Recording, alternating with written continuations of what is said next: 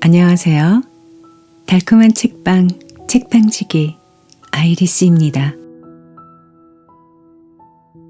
그리스 신화에 나오는 신들은 너무나 많아 그 이름과 직업을 다 외우기란 어려운 것 같습니다. 그 중에 올림포스 12신들을 소개해 드릴게요. 먼저 하늘의 신 제우스, 제우스의 형제들인 바다의 신 포세이돈과 농사의 여신 데메테르, 제우스와 결혼한 질투의 여신 헤라, 제우스와 헤라의 자식인 대장장이의 신 헤파이스토스, 전쟁의 신 아레스, 제우스의 혼의 자식인 지혜의 여신 아테나, 태양의 신 아폴론, 달과 사냥의 여신 아르테미스, 전령의 신 헤르메스, 포도주의 신 디오니소스, 그리고 마지막으로 12번째 사랑과 미의 여신 아프로디테입니다. 아프로디테는 우라노스의 살덩어리에서 태어났어요. 자, 이 중에서 오늘 이야기해 드릴 신은 아테나와 헤파이스토스, 아레스, 포세이돈입니다. 그럼 흥미진진한 그리스 신들의 탄생과 일화들로 들어가 볼게요.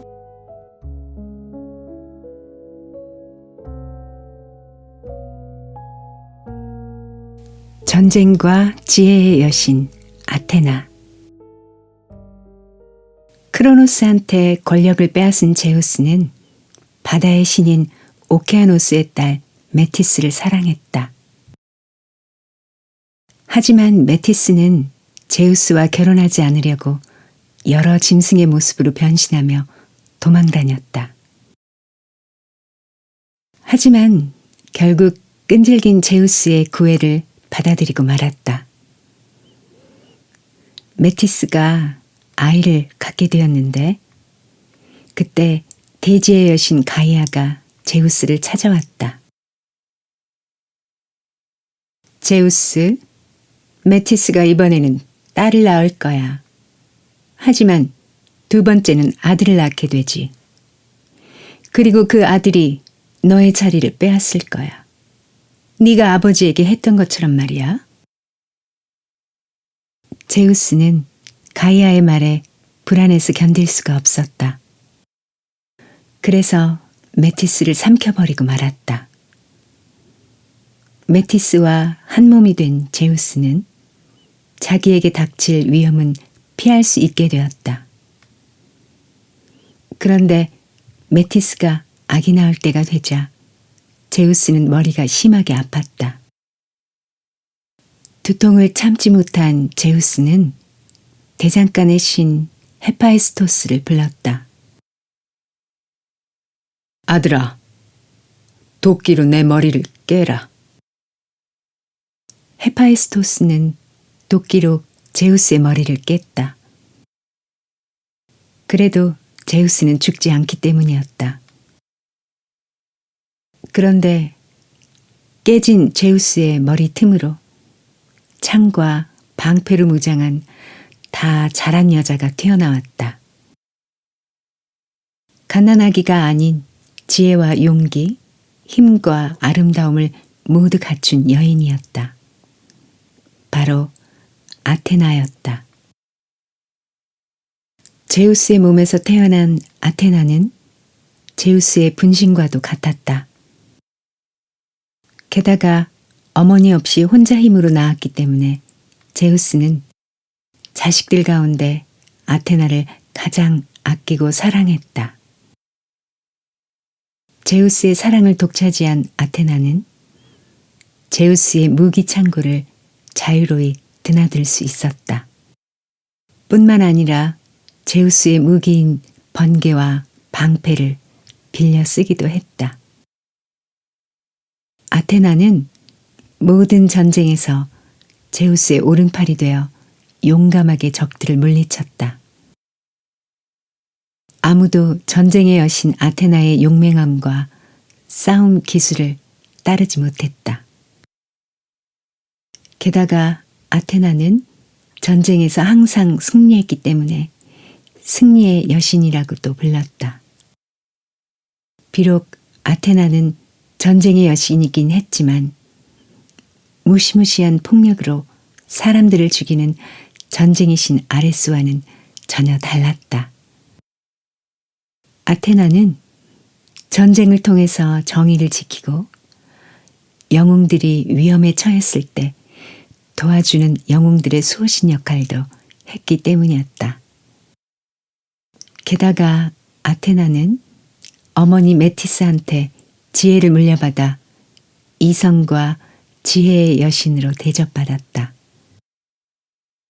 그래서 아테나는 그리스 문명의 전성기를 이끌어간 거대한 도시인 아테네를 지켜주며 아테네 사람들에게 예술, 문학, 과학을 선물했을 뿐만 아니라 조각, 건축, 그림을 가르치기도 했다. 특히 청록색으로 반짝이는 아테나의 눈은 올빼미를 떠올리게 했다. 그래서 오늘날 올빼미를 지혜의 상징으로 여기는 것도 아테나와 관련이 있다고 볼 수 있다. 대장간의 신 헤파이스토스가 물질적인 재주와 기술을 다스리고 가르치는 역할을 했다면 아테나는 자수와 직물, 공예를 다스리고 가르치는 역할을 했다. 그래서 아테나는 시간이 나면 배틀에 앉아 천을 만들고 옷을 만들어 신들에게 선물하기도 했는데 어느 누구도 아테나의 기술을 따라잡을 수 없었다. 한편 리디아 왕국에 배 짜는 기술이 좋고 바느질을 잘하는 아라크네 공주가 살고 있었다. 아라크네는 가느다란 실을 뽑아 옷감을 만들고 그 옷감으로 아름다운 옷을 만들었다. 그래서 수많은 왕과 왕비들이 아라크네가 만든 옷을 입고 싶어 했다. 그러자 아라크네는 점점 거만해졌다. 제 솜씨는 아테나 여신보다 더 좋답니다. 그 말을 들은 아테나 여신은 기분이 나빠 참을 수 없었다. 뭐야? 아라크네. 그렇다면 나와 솜씨를 겨뤄보자. 이렇게 하여 아테나와 아라크네의 솜씨 겨루기가 시작되었다. 아테나와 아라크네는 아름다운 실을 뽑아 옷감을 만들고 옷을 만들기 시작했다. 아테나는 신들을 찬양하는 그림이 담긴 옷감을 만들었다. 하지만 아라크네는 신들을 조롱하는 모습이 담긴 옷감을 만들었다. 이에 아테나가 화를 냈다. 우쭐하기 좋아하는 아라크네여, 너로 하여금 아름다움이란 자만심에서 나오는 것이 아니라는 사실을 모든 사람들에게 알리겠다. 앞으로 네 후손은 영원히 실을 뽑고 그물을 짜면서 지내게 될 것이다. 순간 아라크네는 거미로 변하고 말았다. 그리하여 늘 실을 뽑고 그물을 짜면서 지내게 되었다.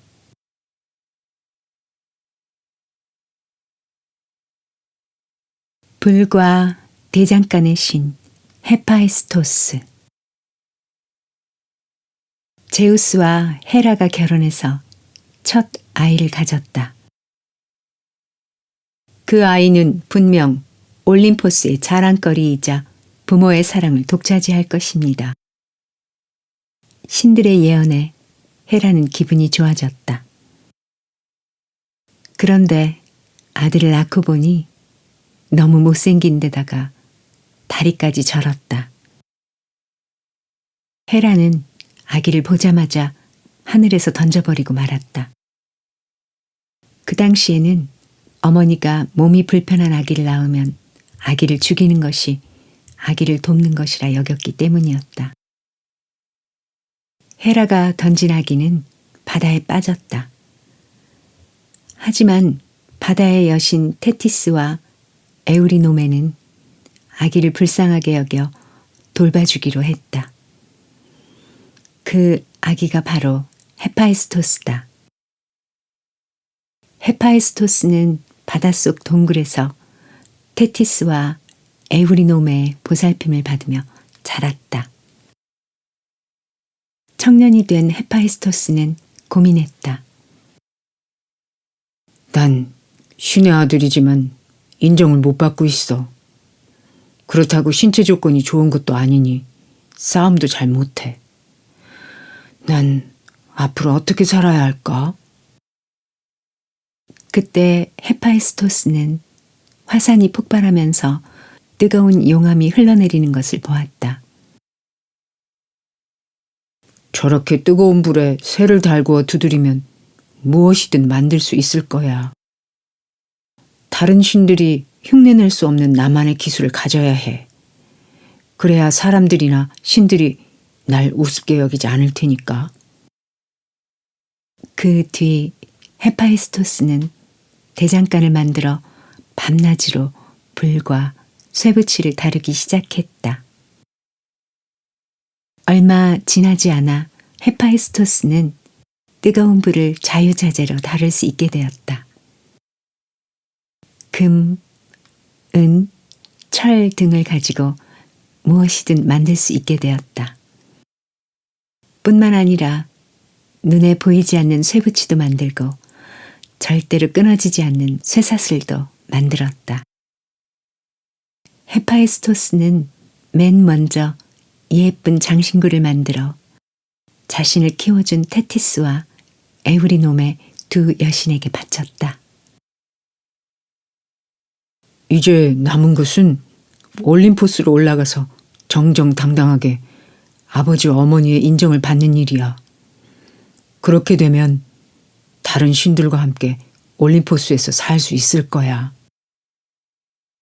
헤파이스토스의 마음속에는 자신을 버린 어머니 헤라에게 복수하고 싶은 마음도 은근히 자리 잡고 있었다. 헤파이스토스는 헤라에게 줄 황금 의자를 만들기 시작했다. 그리고 황금 의자에 보이지 않는 쇠그물을 만들어 넣었다. 헤파이스토스가 헤라에게 황금 의자를 선물로 보냈다. 헤라는 너무나 아름다운 의자를 보고는 아무 생각 없이 털썩 앉았다. 순간 쇠사슬이 헤라의 온몸을 감쌌다. 헤라는 깜짝 놀라 발버둥치며 소리쳤다. 살려주세요! 헤라의 비명소리에 올림포스의 신들이 모여들었다. 신들은 보이지 않은 쇠사슬을 끊어보려고 했지만 아무도 끊을 수 없었다. 제우스가 고개를 저으며 말했다. 이 의자를 만든 자만이 이 쇠사슬을 풀 수 있을 것 같군. 제우스는 헤르메스를 시켜 헤파이스토스를 데리고 오도록 했다. 헤르메스는 재빠르게 헤파이스토스를 찾아갔다. 하지만 헤파이스토스는 헤르메스가 어떤 말로 구슬려도 듣지 않았다. 결국 헤르메스는 혼자 올림포스에 돌아왔다. 이번에는 아레스가 나섰다. 그런 자는 힘으로 다스려야 해요. 제가 밧줄에 묶어서라도 데리고 오겠어요. 아레스가 손살같이 헤파이스토스의 대장간을 찾아갔다. 당장 날 따라오지 않으면 널 묶어서라도 데리고 가겠다. 아레스가 으름장을 놓았다. 그 순간 헤파이스토스가 먼저 쇠막대기로 아레스의 머리를 내리쳤다. 아레스는 머리가 깨질 듯 아팠다. 아레스는 허둥지둥 올림포스로 도망쳐오고 말았다. 이번에는 포도주의 신 디오니소스가 나섰다. 디오니소스는 포도주 자루를 잔뜩 짊어지고 헤파이스토스를 찾아갔다. 그리고 헤파이스토스에게 포도주를 권했다. 목이 말라있던 헤파이스토스는 포도주를 벌컥벌컥 들이켰다. 포도주를 마시고 기분이 좋아진 헤파이스토스는 절룩거리며 춤을 추기도 했다. 그런 다음 또다시 포도주를 벌컥벌컥 들이켰다. 결국 헤파이스토스는 몸을 가누기 힘들 정도로 술에 취해 잠들고 말았다. 디오니소스는 나귀에 헤파이스토스를 싣고 올림포스 산으로 올라왔다. 헤파이스토스가 눈을 떴을 때 앞에는 황금 의자에 앉아있는 헤라가 보였다. 헤파이스토스는 눈물을 글썽인 채 즉시 헤라를 쇠사슬에서 풀어주었다. 헤라도 나무라지 않고 헤파이스토스를 끌어안아 주었다. 그 뒤부터 헤파이스토스는 올림포스에서 어머니와 함께 살게 되었다. 제우스는 그 모습을 보고 가슴이 뿌듯했다. 제우스는 헤파이스토스에게 사랑의 여신 아프로디테를 아내로 맞이하게 했다. 제일 아름다운 여신과 가장 못생긴 남신의 결혼은 누가 봐도 어울리지 않았다. 그 뒤 헤파이스토스는 올림포스에 황금 궁전을 만들기 시작했다. 그리고 제우스의 번개를 고쳐주었고 아폴론과 아르테미스 남매에게 활과 화살을 만들어주기도 했다. 갑옷과 무기를 만들어 달라는 사람들의 부탁도 들어주었다. 특히 자신을 키워준 테티스의 아들 아킬레우스에게는 어떤 창이나 칼로도 뚫을 수 없는 빛나는 갑옷을 만들어 주었다. 뿐만 아니라 프로메테우스를 벌하기 위해 제우스가 동생 에피메테우스에게 선물로 준 판도라의 상자를 만든 이도 헤파이스토스였다. 이렇게 불과 대장간의 신 헤파이스토스는 많은 사람들과 신들의 사랑을 받으며 지냈다. 전쟁의 신 아레스. 아레스는 제우스와 헤라의 둘째 아들이다. 잘생긴 아레스는 전쟁의 신답게 갑옷을 입고 투구를 쓰고 방패를 갖고 창과 칼을 차고 다녔다. 하지만 아무도 아레스를 존경하지 않았다. 아레스는 특별한 목적 없이 무조건 싸우는 것을 좋아했으며 사람들이 죽고 도시가 잿더미가 되는 것을 원했기 때문이다. 즉, 아레스는 옳고 그름을 판단하지 않고 오직 싸움, 피, 죽음만 좋아했다.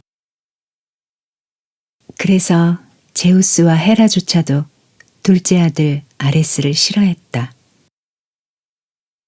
내 아들만 아니었다면 냉큼 올림포스에서 내쫓았을 텐데. 아니, 타르타로스에 보내버렸을 거야. 아테나도 아레스와 마찬가지로 전쟁의 신이다. 하지만 아테나는 평화를 위해 전쟁을 하는 여신인 반면에 아레스는 무조건 싸움을 원했다. 따라서 아테나도 아레스를 무척 싫어했다. 한 번은 아테나와 아레스가 싸우게 되었다. 아테나는 아레스가 던진 창을 쉽게 피한 뒤 큰 돌을 던져 아레스의 목을 맞췄다. 결국 아레스는 아테나와 싸워서 지고 말았다. 그 뒤로 아레스는 아테나와 마주치기를 원하지 않았다. 아테나가 보이면 반대쪽으로 달아나곤 했다. 다른 신들도 아레스를 싫어했다. 아레스는 올림포스에서 전쟁에 대한 이야기를 떠벌이며 지냈지만 어떤 신도 그의 이야기에 귀를 기울이지 않았다. 아레스는 트로이 전쟁에서 트로이 군대의 총대장인 헥토르의 편에서 그리스 군대와 싸웠다. 그런데 그리스 연합군인 디오메데스에게 상처를 입고 싸움터에서 도망치고 말았다. 아레스는 영웅 헤라클레스와 싸웠을 때도 싸움에 져서 도망쳤다. 뿐만 아니라 올림포스에 티폰이라는 괴물이 나타났을 때에도 제일 먼저 도망친 겁쟁이였다. 하지만 헤파이스토스의 아내인 아름다움의 여신 아프로디테는 아레스의 남자다움에 반하고 말았다. 그래서 아레스를 사랑하게 되었고 그와 함께 걱정의 신 데이모스와 공포의 신 포보스를 낳았다. 아레스는 전쟁이 있는 곳에는 늘 데이모스와 포보스를 데리고 다녔다. 불화의 신 에리스도 아레스를 따라다녔다.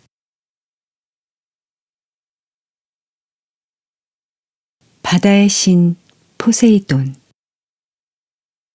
크로노스와 레아 사이에서 태어난 포세이돈은 형제인 제우스 신을 도와 티탄 신을 물리친 뒤 바다를 지배하게 되었다. 포세이돈은 늘 삼지창을 들고 다녔다.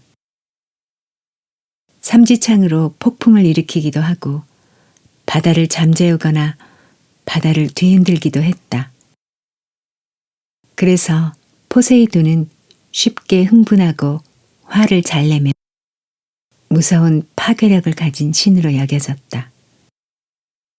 특히 뱃사람들은 바다의 신 포세이돈을 두려워하면서 떠받들었다. 바다에 나갈 때면 항상 자신을 보호해달라고 제사를 지내기도 했다. 포세이돈은 다른 신들처럼 자신이 보호해주고 자신을 떠받드는 백성들이 있는 자신만의 도시를 갖고 싶어 했다. 포세이돈은 아티카의 도시 케크로피아에 눈독을 들였다. 포세이돈은 케크로피아의 왕 케크롭스를 찾아갔다. 케크롭스여, 이 도시를 나에게 바쳐라. 그리고 도시의 이름을 포세이도니아라고 불러라. 그러면 내가 이 도시를 보살펴주고 너희들을 위해 언제나 잔잔한 바닷길을 열어줄 것이다. 포세이돈이 이렇게 말한 뒤 삼지창을 들어 땅을 내리쳤다. 그러자 그곳에서 바닷물이 흘러넘치는 샘이 솟아났다. 포세이돈이 사라지고 난 뒤 얼마 지나지 않아 케크롭스 왕 앞에 아테나 여신이 나타났다. 케크롭스여, 이 도시를 나에게 바쳐라. 그리고 도시의 이름을 아테네라고 불러라. 그러면 내가 이 도시를 보살펴 주겠다. 너희들을 위해 이 도시를 예술과 문학, 과학이 발전한 도시로 만들어 세상에 널리 알릴 수 있게 하겠다. 아테나도 이렇게 말하며 기다란 창으로 땅을 내리쳤다. 그러자 그 자리에서 열매가 주렁주렁 달린 올리브 나무가 솟아났다. 케크롭스는 어찌할 바를 몰랐다.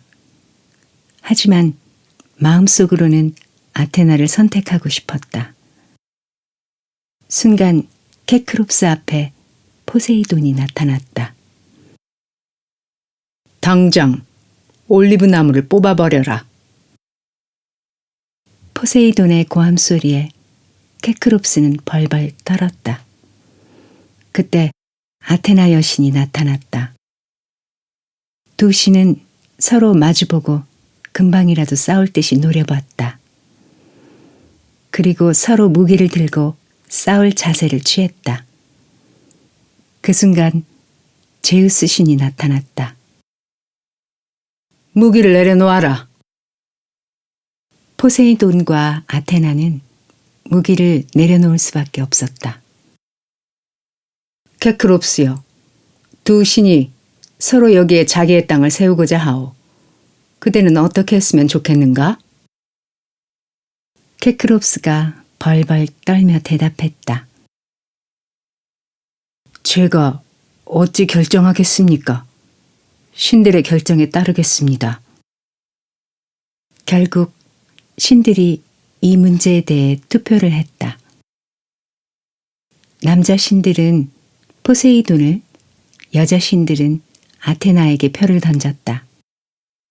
하지만 제우스는 어느 편도 들지 않고 기권했다. 결국 한 표 차이로 케크로피아는 아테나의 도시가 되었다. 포세이돈은 불같이 화냈다.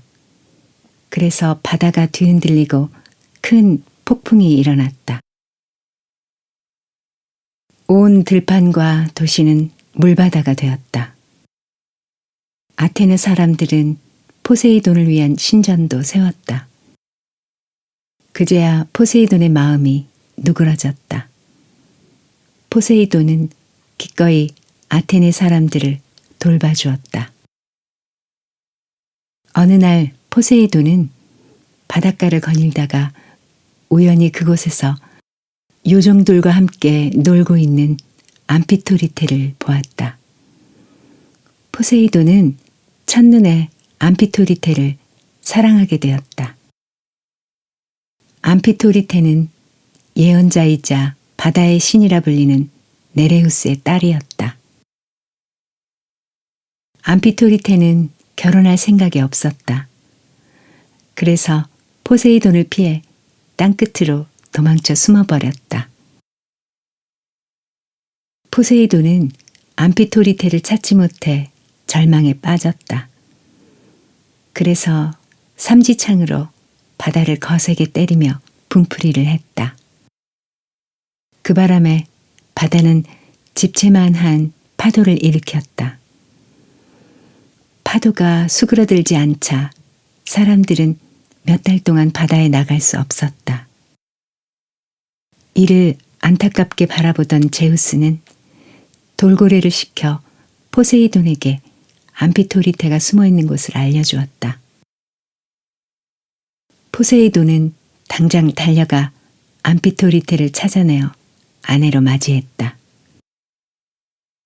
포세이돈과 암피토리테는 바다 깊숙한 곳에 있는 포세이돈의 황금 궁전에서 행복하게 살았다.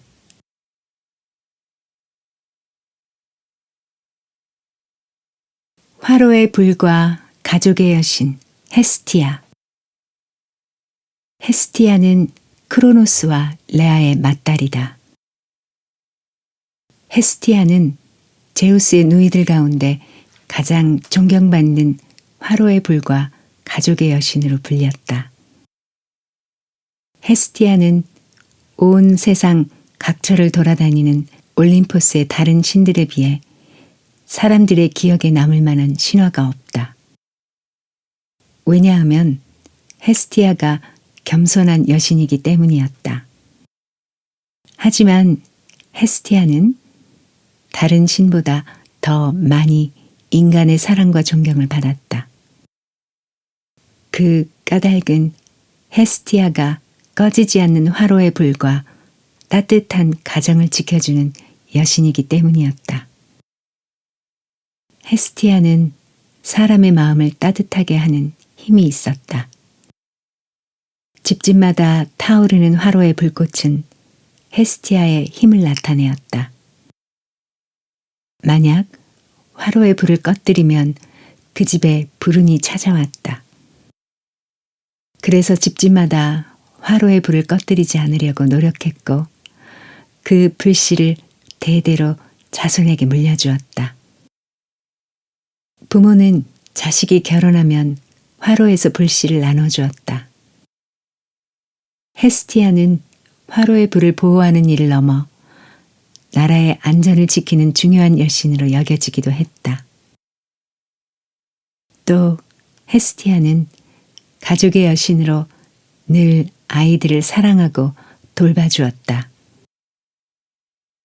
그래서 사람들은 우쭐대는 여신들보다 겸손한 헤스티아를 더욱 사랑했다.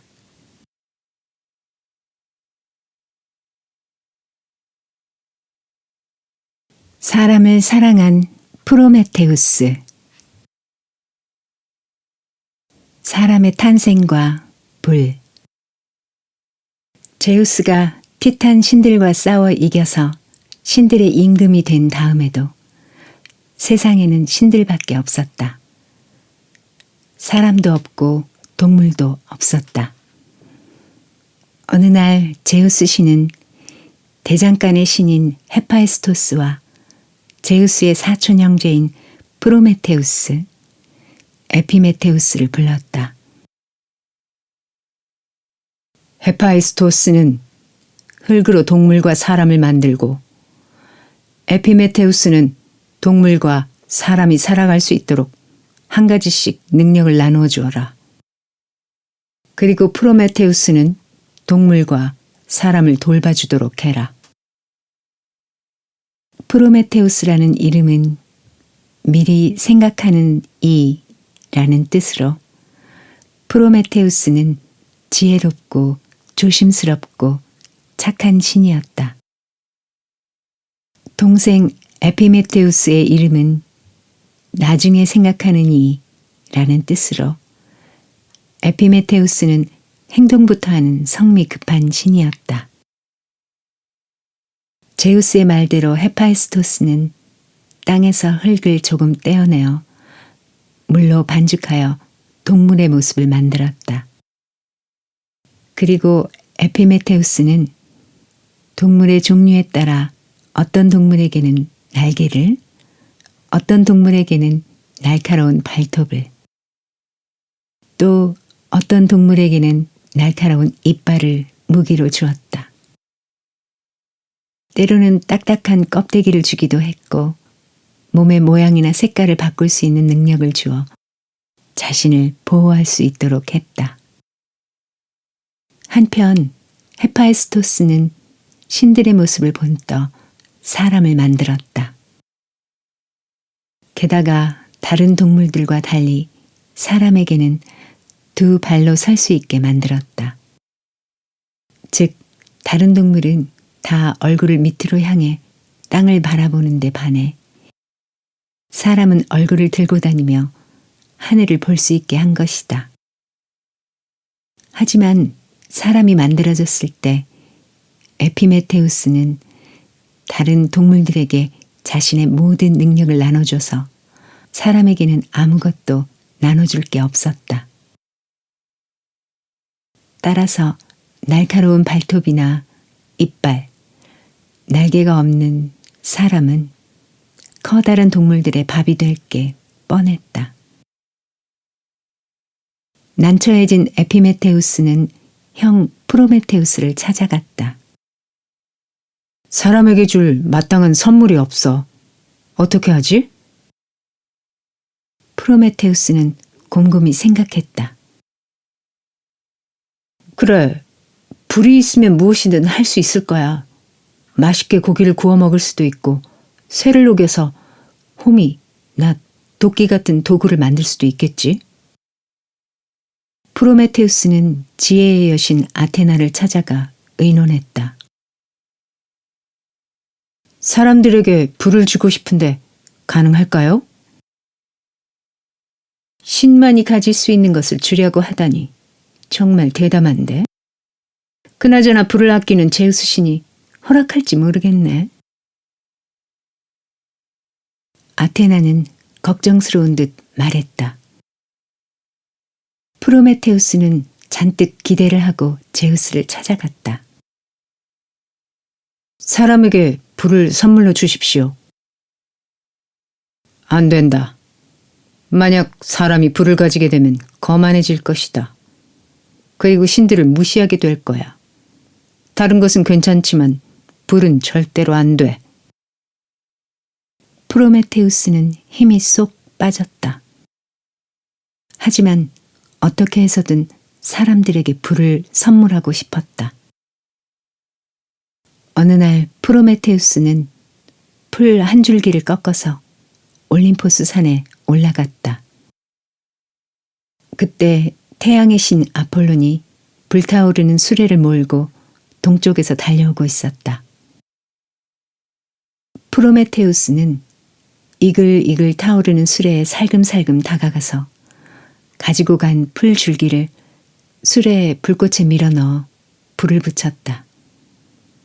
그리고 재빨리 땅으로 내려와 나뭇가지를 꺾어 모아 불을 붙이고 사람들을 불러 모았다. 신들이 가장 소중하게 생각하는 보물을 훔친 것이다. 사람들이여, 이리 와서 불을 쬐어라. 동물들은 모두 불이 무서워 멀리 떨어졌지만 사람들은 불 가까이 다가왔다. 와, 프로메테우스 신이 주신 선물이다. 그때부터 사람들은 불을 가지고 빛과 열을 낼 수 있게 되었다. 그리고 다른 동물보다 더 월등한 존재가 되었다. 프로메테우스는 사람에게 불을 가져다 주었을 뿐만 아니라 불을 사용하는 법도 가르쳐 주었다. 불로 음식을 익혀 먹는 법, 불을 용광로처럼 뜨겁게 달구어 금, 은, 청동을 녹여 사용하는 법을 가르쳐 주었다. 그러자 사람들은 청동으로 여러 가지 도구와 무기 등을 만들어 사용했다. 그리고 도구와 무기로 동물들을 마음대로 다룰 수 있게 되었다. 프로메테우스의 사람을 사랑하는 마음은 여기서 끝나지 않았다. 프로메테우스는 동물을 길들이는 법, 전차를 모는 법, 약을 만드는 법 등도 가르쳐 주었다. 또 신의 말을 해석하는 법도 가르쳐 주었다. 프로메테우스를 통해 불과 지혜를 얻게 된 인간들은 자신감을 가지고 생활하게 되었다. 따라서 프로메테우스는 사람들의 은인이자 구원자로 받들어졌다.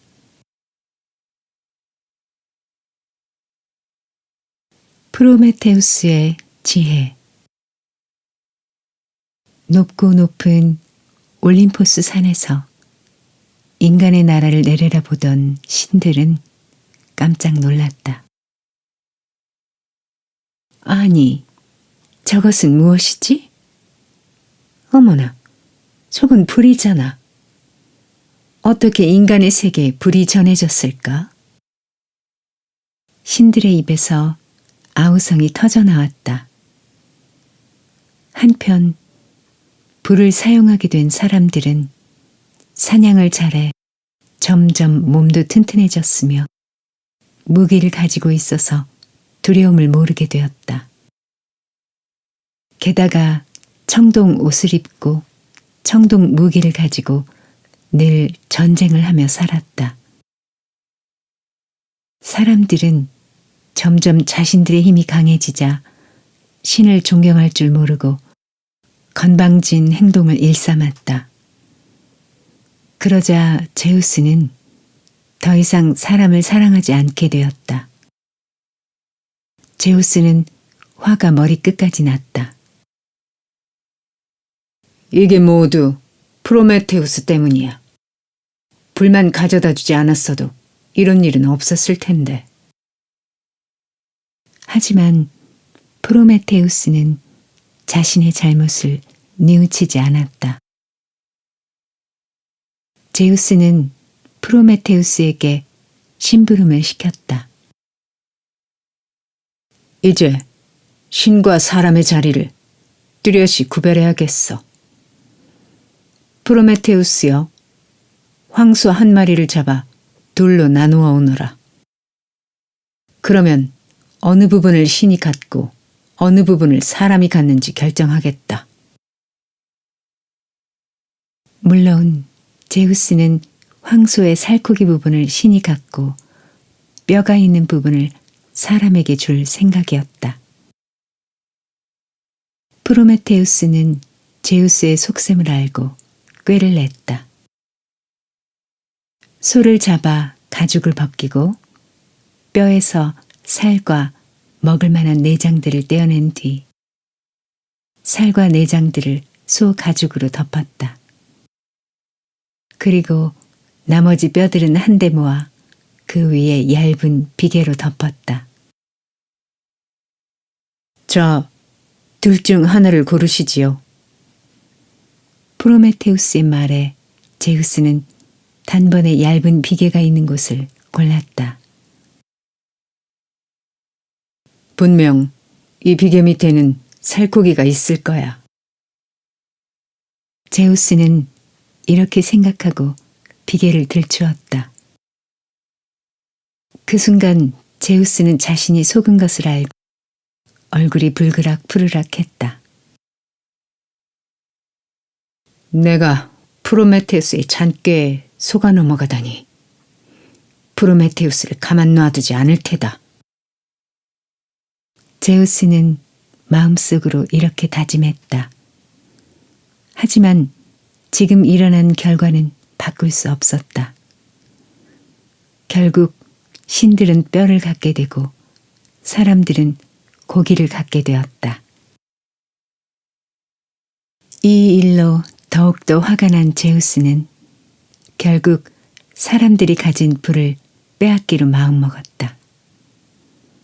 그래서 사람들한테서 불을 모조리 빼앗아 올림포스 산꼭대기에 숨겨놓았다. 아니, 사람들에게서 불을 빼앗다니. 사람들에게서 또다시 굽지 않은 날고기를 먹게 할 순 없어. 내가 도와줘야지. 그게 내 운명이니까. 프로메테우스는 끝까지 사람을 돕기로 했다. 그래서 제우스가 몰래 숨겨놓은 불씨를 속이 빈 갈대 속에 숨겨서 사람들에게 전해주었다. 불을 다시 받은 사람들은 고기를 구워 먹고 제우스와 약속한 대로 신들에게는 뼈만 바쳤다. 제우스는 그 사실을 알고 화를 참을 수 없었다.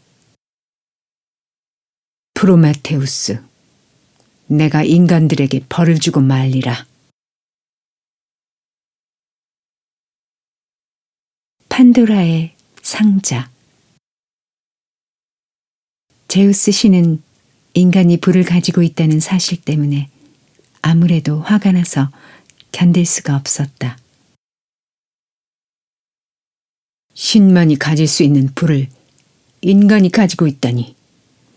도저히 참을 수 없어. 무슨 수로 인간을 골탕 먹이지? 제우스는 인간에게 어떤 벌을 내리면 좋을까 고민에 빠졌다. 어느 날 좋은 생각이 떠올랐다. 제우스는 대장간의 신 헤파이스토스를 불렀다. 헤파이스토스여, 진흙으로 올림포스 여신처럼 아름다운 여자를 만들어라. 그 여자를 사람들에게 선물할 테다.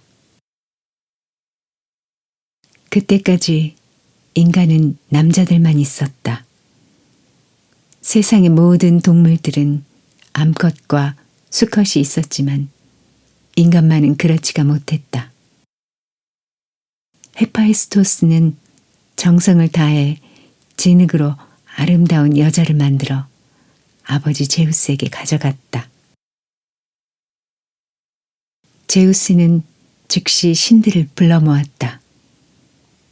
그런 다음 최초의 여자에게 가장 좋은 선물을 하나씩 나눠주라고 명령했다. 아테나가 여자에게 화려한 옷을 입히고 보석으로 꾸며주었다.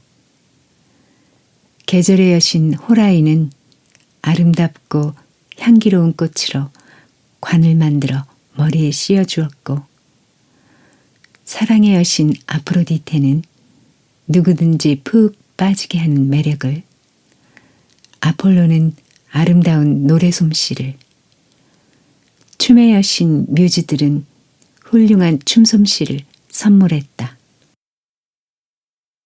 최초의 여자는 신들에게서 온갖 선물을 다 받았다. 그래서 제우스는 그 여자에게 많은 선물이라는 뜻의 판도라라는 이름을 붙여주었다. 제우스는 아들 헤르메스를 불러 귓속말로 부탁했다. 헤르메스, 판도라에게 거짓말하는 교활함과 호기심을 가르쳐라. 그리고 판도라를 프로메테우스의 동생인 에피메테우스에게 선물로 주어라. 헤르메스는 제우스가 시키는 대로 했다. 판도라가 땅으로 내려가는 날이 되었다. 제우스가 판도라를 불러 아름다운 무늬가 생긴 작은 상자를 주었다. 판도라여, 이 상자를 선물로 주마. 하지만 어떤 일이 있어도 절대로 이 상자를 열어서는 안 된다. 이 상자가 바로 그 유명한 판도라의 상자이다. 판도라는 아무것도 모른 채 제우스 신이 시키는 대로 하겠다고 고개를 끄덕였다. 판도라는 헤르메스를 따라 땅 위에서 살고 있는 에피메테우스에게 갔다. 아우야, 혹시 제우스 신이 뭔가 선물을 주더라도 절대로 받지 마라. 너뿐만 아니라 사람들에게 재앙을 가져다 줄 테니까 말이야. 알았지? 프로메테우스는 미리 제우스의 꿍꿍이를 짐작하고 에피메테우스에게 조심하라고 당부한 적이 있었다. 하지만 나중에 생각하는 이라는 이름 그대로 성질이 급했던 에피메테우스는 판도라를 보자마자 아름다움에 반해 심장이 멎는 듯했다. 에피메테우스는 프로메테우스의 말을 까맣게 잊은 채 제우스에게 감사의 인사를 하고 판도라를 아내로 받아들였다. 판도라는 에피메테우스와 행복한 나날을 보냈다. 하지만 날이 갈수록 판도라는 궁금해졌다. 저 상자 안에 뭐가 들어있을까? 무슨 선물일까? 호기심은 자꾸만 자라났다. 판도라는 제우스가 준 상자를 열어보고 싶었지만 제우스의 말이 떠올라 하루에도 몇 번씩 상자를 들었다 놓았다 했다. 하지만 날이 갈수록 궁금증은 커져만 갔다. 판도라는 결국 호기심을 참을 수가 없어서 상자의 뚜껑을 열고 말았다. 그러자 상자 속에서 나쁜 기운을 띤 시커먼 연기가 뭉게뭉게 피어났다. 그때까지 세상에 없던 온갖 재앙의 뭉게구름이었다. 뭉게구름과 함께 거짓말, 노여움, 두려움, 슬픔, 질병, 가난, 질투 등 온갖 재앙과 불행이 밖으로 뛰쳐나왔다. 판도라는 깜짝 놀라 허둥지둥 뚜껑을 닫았다. 하지만 상자 안에 있던 재앙들이 모두 다 빠져나간 뒤였다. 그때 상자 속에서 목소리가 들려왔다. 판도라님, 뚜껑을 열어주세요. 전 희망이랍니다. 제가 있어야 온갖 재앙과 불행이 세상을 뒤흔들 수 없을 거예요. 제가 사람들의 힘이 되어줄 테니까요. 판도라는 뚜껑을 열어 희망도 밖으로 나오게 만들었다. 이때부터 인간은 온갖 재앙과 불행 속에서 살게 되었다. 그러나 괴로움을 겪더라도 끝까지 참고 견딜 수 있었던 것은 희망이 마지막까지 남아있기 때문이었다. 그 뒤로 인간의 마음은 점점 거칠어졌다. 온 세상이 범죄와 싸움으로 뒤덮였다. 또 믿음 대신 미움이 마음속에 싹 텄다. 땅 위에는 사람들이 죽고 죽이는 전쟁이 끊이지 않았다. 그리고 사람들은 더 이상 신들을 존경하지 않았다. 결국 신들은 사람을 돌보는 것을 포기하고 말았다. 대홍수. 제우스는 사람들의 처참한 모습을 보고 화가 났다. 모든 신들은 올림포스로 올라오라. 제우스의 명령으로 땅 위에 있던 모든 신들이 올림포스 산으로 올라갔다. 이제 사람들에게 기대할 것이 없다. 모두 멸망시키고 말겠다. 제우스는 번개를 내리쳐서 사람들을 남김없이 없애려고 했다. 하지만 그 불길이 하늘로 치솟아 올라 올림포스에까지 화를 미칠 것 같아 걱정이 되었다. 그래서 큰 홍수로 땅 위의 모든 생명을 다 쓸어버리기로 마음먹었다. 제우스의 뜻을 눈치챈 프로메테우스는 아들 데우칼리온을 찾아갔다. 아들아, 곧 대홍수가 시작될 거다. 세상의 모든 것이 물에 잠기겠지. 네가 가족을 구하고 동물들을 구해야 한다. 데우칼리온은 프로메테우스가 시키는 대로 대홍수에 대비하기 시작했다. 데우칼리온은 먼저 커다란 배를 만들었다. 빗물이 들이치지 않도록 배에 지붕도 씌웠다. 그리고 사자와 독수리, 코끼리, 뱀 등 이 세상에 사는 모든 짐승들을 암수 한 마리씩 태웠다. 데우칼리온은 마지막으로 아내인 피라와 함께 배에 올랐다. 데우칼리온이 준비를 끝내자마자 제우스가 먹구름을 불러 온 하늘을 뒤덮고 세찬 바람을 불어넣었다. 그러자 천둥 번개가 치고 비가 세차게 쏟아지기 시작했다. 굵은 빗줄기는 닥치는 대로 땅 위로 쏟아져 내렸다. 제우스는 자기가 일으킨 홍수만으로는 만족하지 못했다. 그래서 포세이돈에게 도움을 청했다. 포세이돈은 바다에서 큰 파도를 일으켜 대지를 덮쳤으며 이와 함께 지진을 일으켜 땅을 뒤흔들었다. 바닷물이 땅으로 밀려들어와 모든 것을 집어삼켰다. 장대 같은 비는 아흘 동안 계속 내렸다.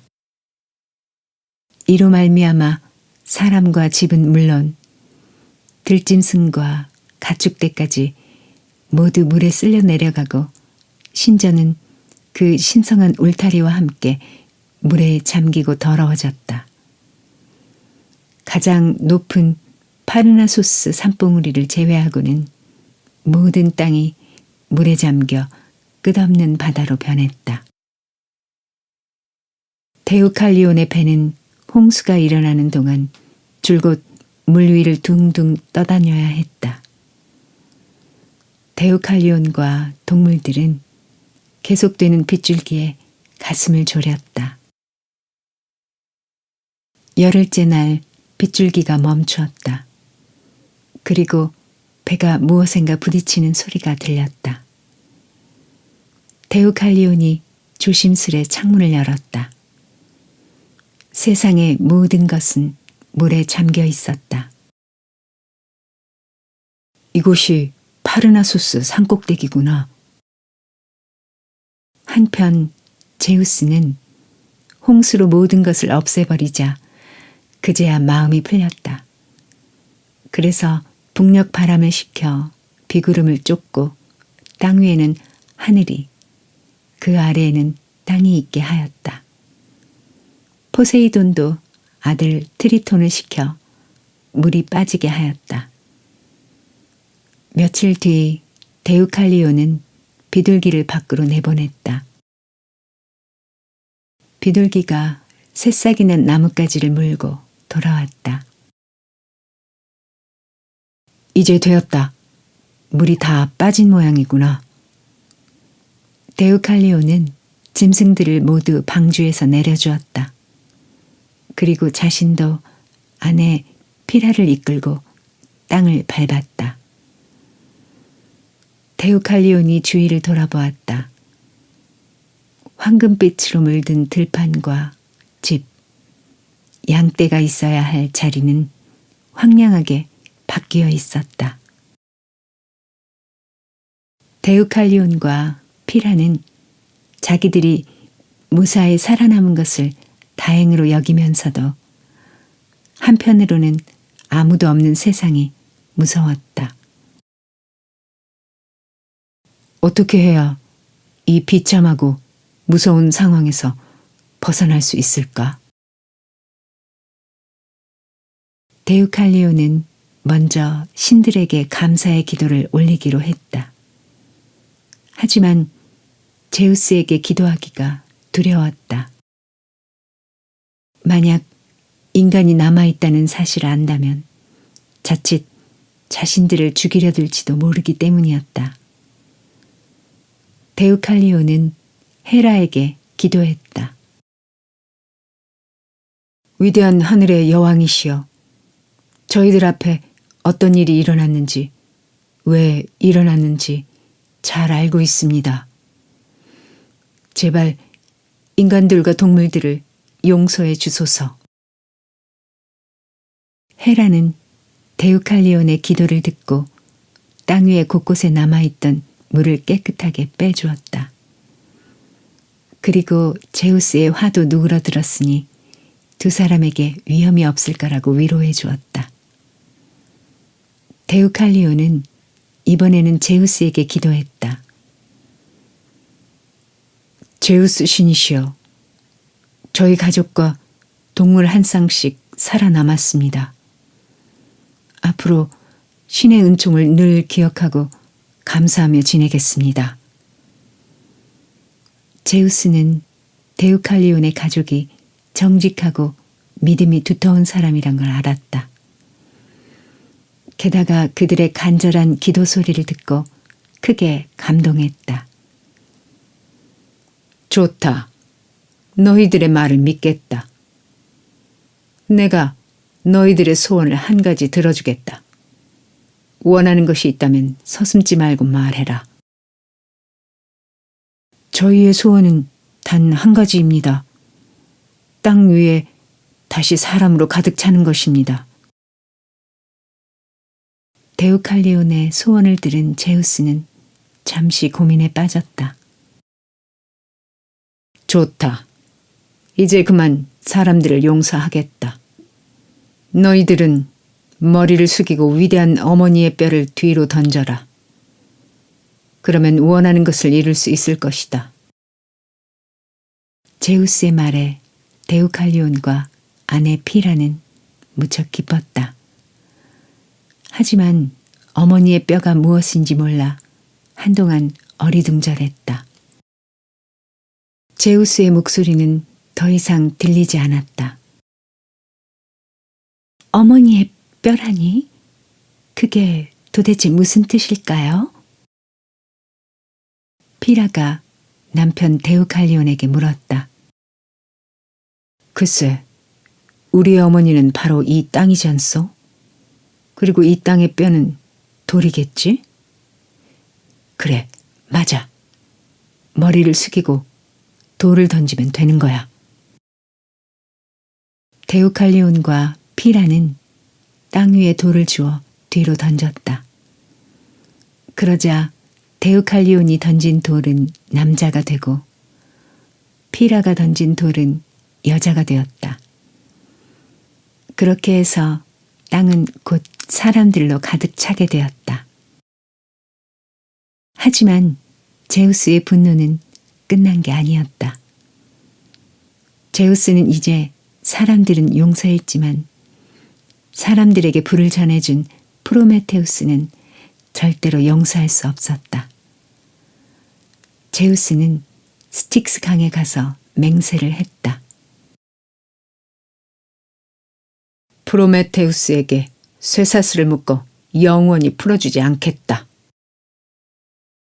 제우스는 곧 힘센 하인을 시켜서 프로메테우스를 잡아오게 하여 세계의 끝인 카프카스 산꼭대기에 있는 큰 바위 절벽에 쇠사슬로 꽁꽁 묶어놓게 했다.